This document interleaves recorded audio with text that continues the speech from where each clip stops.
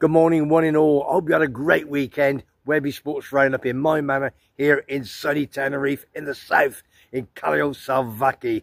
I have got 15 questions from an ex-football professional. He is now a Scottish football manager. It's an absolute dream to have him on my show. All I'm going to say, the clue is in the shirt. You can see it. So all I'm going to say is, from Webby Sports Roundup, subscribe for free, hit that like button. Do me a favour, big man. Take it away. Cheers. I'll see you at the end. Gaffer, thanks very much. Jim Goodwin, close friend of mine as well, so I'm a bit biased here. So Webby's Sports Roundup, 15 questions. Answer as honest as you can, and I really appreciate your time. Thanks very much. So, no problem. Your favourite team that you've played for? I've been very fortunate, I think, over the years. Obviously, you know, a young lad growing up in Ireland, and probably like most young kids out there, your dream is just to play professional football. And you know, growing up, I was a avid Liverpool supporter. Obviously, Celtic were there as well. And at 15, I got the opportunity. Was saw by a scout playing in a tournament back in Ireland. I got the opportunity to go on trial with Celtic, and then was signed there for 5 seasons, and you know, fortunately made one appearance. They were giving debuts away with packets of crisps at the time because Rangers had pretty much ran away with the league at that point. But I can always say I played for Celtic, which is a nice thing because, as I said, you know, I grew up supporting that team, but. Enjoyed some periods down in England with different teams, but I would have to say probably my most memorable time and favourite time was probably St Mirren Football Club in Scotland. I was there for 5 seasons. Met some great, you know, guys in the dressing room. We had a really good camaraderie. We had a great mix of young and old players, and you know, I've made some great friends there that I still keep in touch with to this day. And one of my you know, best times was probably when we won the League Cup in 2013. You know, I was getting to the latter point in my career, and I certainly wasn't thinking about winning silverware at that point, but somehow we managed to go on a great run in that competition, and I was captain that season, and was, you know, very proud moment to lead the boys up the steps to get the trophy. I'm going to say that cup winning captain, what an honour that is for any player, obviously. So coming over from Ireland at 15 to Glasgow must have been a massive step for any young lad, but coming over 15 from Southern Ireland to Glasgow, what was that first experience like coming into a club like Celtic? Yeah, I mean, look, there was you know, mixed feelings back home whether I was going to be allowed to do it or not. I had been to Celtic on 2 or 3 previous occasions, you know, during school holidays and what have you, and I had a number of other teams in England as well that were you know, wanting me to sign for them as well, but you know, my parents felt most comfortable with the guys that were at Celtic. They'd met them on a couple of occasions, and you know, I was signed by Tommy Burns at the time, God rest him, and you know, Willie McStay was there as a coach, and yeah, we felt that was the right place for me to, you know, learn and be brought up in a good environment and a good culture with good people. So my mother didn't want it to happen. I had to beg my dad to convince her to allow it to happen, because being a father myself now, at you know, with 3 children of my own, my eldest is 17 and she's actually moving away in a few weeks' time to university in Edinburgh. But you know, the difference, Edinburgh is only 45 minutes up the road, but even at that, you know, we're still not quite sure how to feel about it. My wife isn't, you know, sure what it's going to be like with her gone. So I can only imagine, you know, what my parents were feeling at the time, letting their 15-year-old cross the water to a city like Glasgow, where I come from in Ireland. It's right down the southeast in the country a little bit, so you couldn't have got anything probably farther than what I was used to. So, but it was great. I loved it, and you know, it was a great experience, and you know, gained some good independence along the way. So you've mentioned a few clubs, Gaff, that you've played with. Who was the favourite manager that you played under? Oh, it's a good question, and a tough question without trying to upset anybody. I mean, obviously, like I said, at St Mirren, you know, I had a great relationship with Danny Lennon.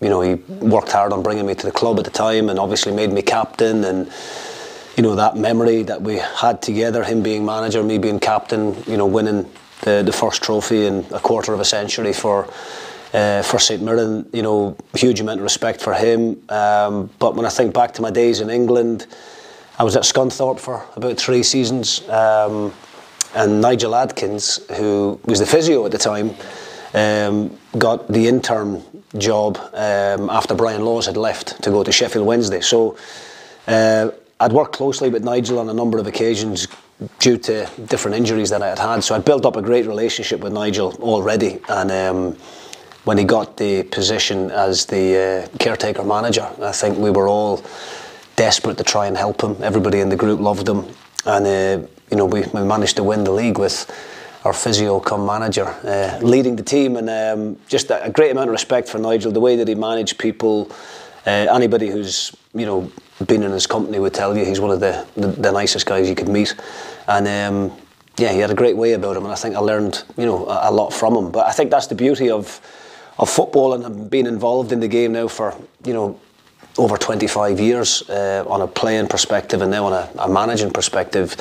You meet, you know, lots of really good people, and, you know, people that you can take different bits from and try and use them in your own career, and that's what I'm doing now at the moment from all the good managers and coaches that I've worked with over the years. And did you always want to be a football player?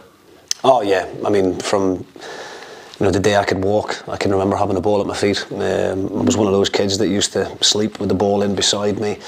Yeah, I used to drive my mother and father insane, kicking the ball around the house, breaking furniture. We had a wall outside the house that was directly behind the living room, and the amount of times I'm getting shouted at for banging the ball off the wall because they couldn't hear the telly. Yeah, so I mean, like I said, you know, it was something that I just dreamt of and kind of always believed would happen, whether it's naivety or what at a young age. But you know, whenever my mother and father were asking me or my brothers or my sister what we wanted to be, they were all given sensible answers, like being teachers and doctors and things like that, and I always was adamant I want to be a footballer. So yeah, I suppose dreams can come true at some time. So no, it's a privilege to be earning a living, you know, doing something that you love doing. And what's the most favourite ground you've played at? Again, you know, I've had a pretty travelled career in terms of playing in different leagues in England. I think Parkhead, there's something special about Celtic Park when there's a full house in it.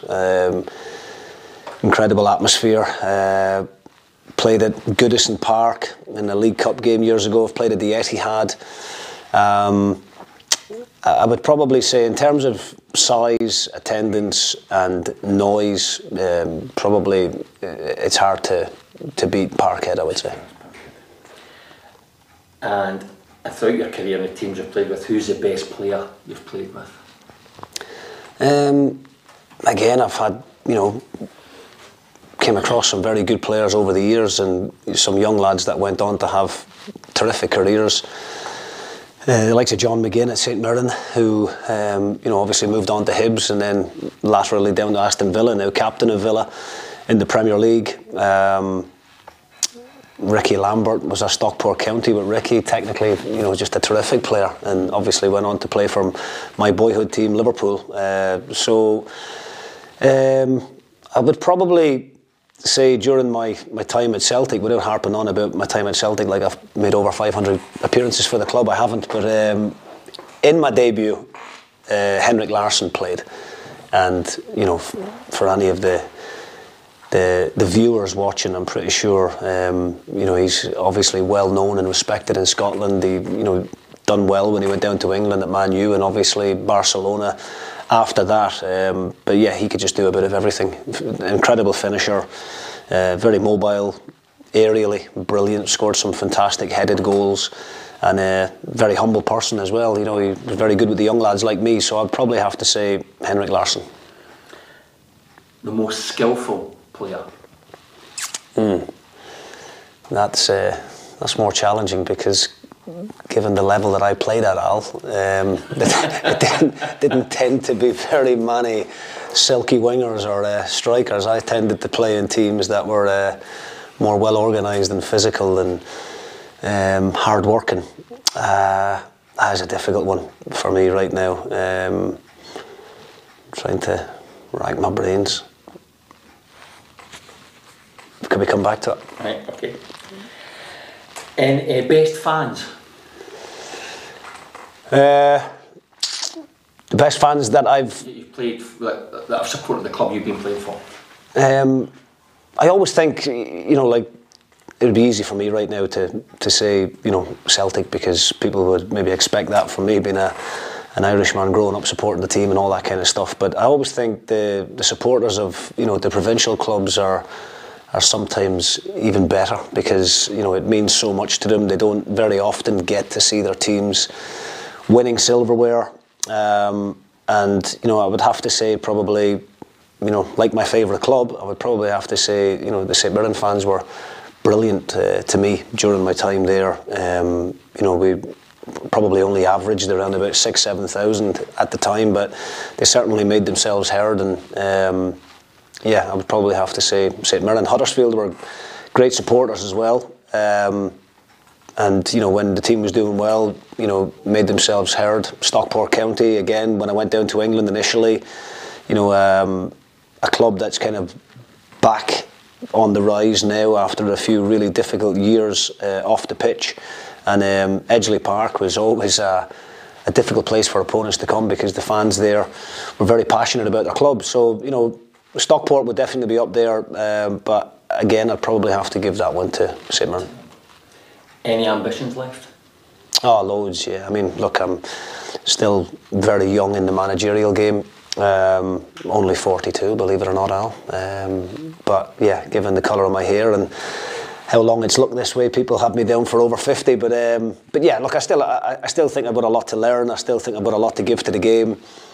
Of course, like any young manager out there, I've got ambitions of my own to try and get to the highest level possible. I'm very fortunate now to be manager of a great club at Dundee United. I hope to stay here for a long time and try and build something. We're only at the beginning of the project, really, for us.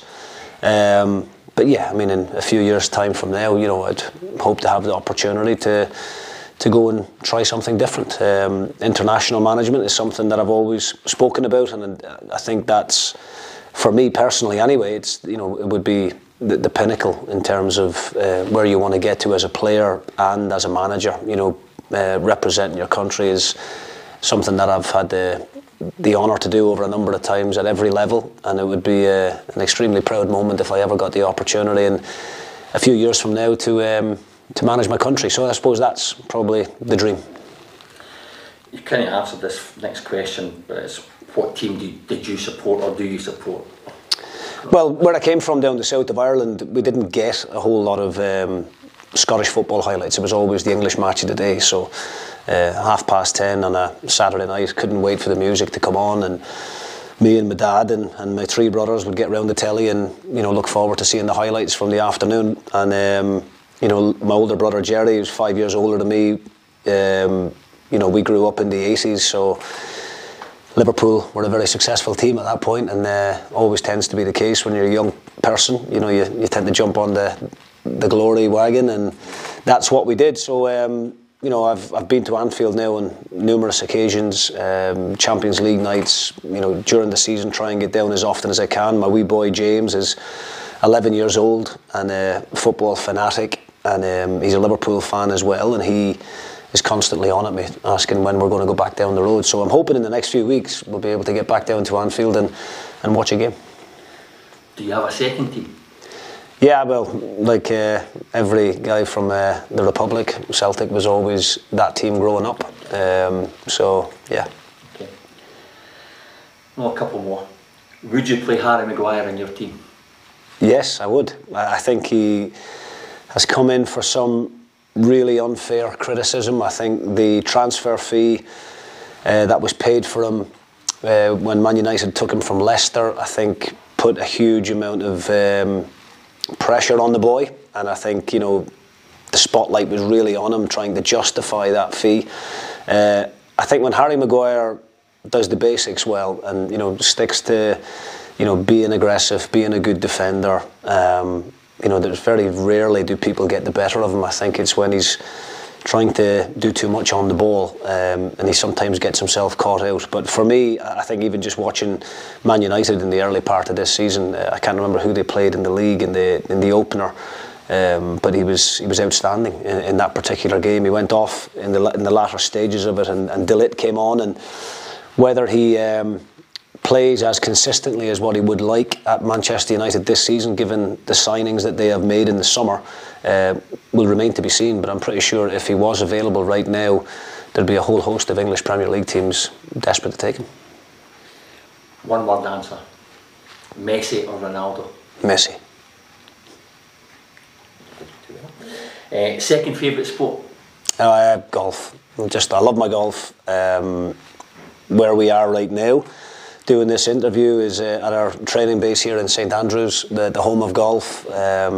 After training on most days, I'll take a walk down to the old course and wander around there, watching all the different people playing. I was actually down yesterday. The Women's Open started down there today, so I went down yesterday to watch the practice round. Given the job, obviously there's a lack of time there in order to get out there on the course and play and practice, but you know, I tried to play at least a couple of times a week, and we've got, you know, a huge amount of top quality championship courses on our doorstep here that we're very lucky to get access to. Most famous person in your phone book?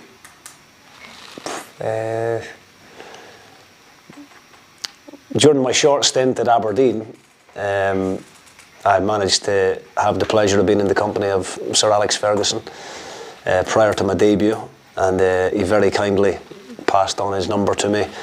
I haven't had the courage since then to actually pick up the phone and make a call to him, but his number is there. And yeah, there's a few other guys there that have played the game at a really high level. You know, John O'Shea, obviously, you know, hugely decorated player playing for Manchester United, over 100 caps for Ireland, comes from a similar part of Ireland to me. You know, I would say he's, you know, we've been good friends for the best part of 20 years growing up, playing against each other, and then with the Irish setup. So yeah, there's some decent names in there. Last question, it's not even on the list. Who's the best goalkeeping coach you've ever worked with? That's not a difficult one to answer, and I don't care who I upset with this one. Alan Fraser, when we worked together at Alloa, it was definitely one of the funnest times I've ever had in my career, and I think you'll agree. We had a great backroom team there. Lee Sharp is with me now at Dundee United. Paddy Connolly, Pat Dunn, the kit man. That was where it all began for me, and I had the pleasure of, you know, taking on that job with good guys like yourself in the backroom team. And it was a great start. And I never wanted to change it. There was never a thought that crossed my mind that I wanted to bring my own people in, and I'm glad to say we've remained very good friends since then, and long may that continue, mate. There you are, absolute quality. 15 fantastic questions and 15 great answers. Thank you to the Dundee United manager, Jim Goodwin, up there at Dundee at Tannadice. Thank you for taking the time out to answer my questions, big man. Look forward to seeing you one day. And a big shout out to me good pal, Alan Fraser, who's his good pal. He's the one who was doing all the questions. He was with him at Alloa Athletic, his goalkeeping coach. Top man, so he tells everybody. So thanks for that, Alan. Thanks for that, Jim. Superb. Don't forget, hit the like button. And don't forget, subscribe for free.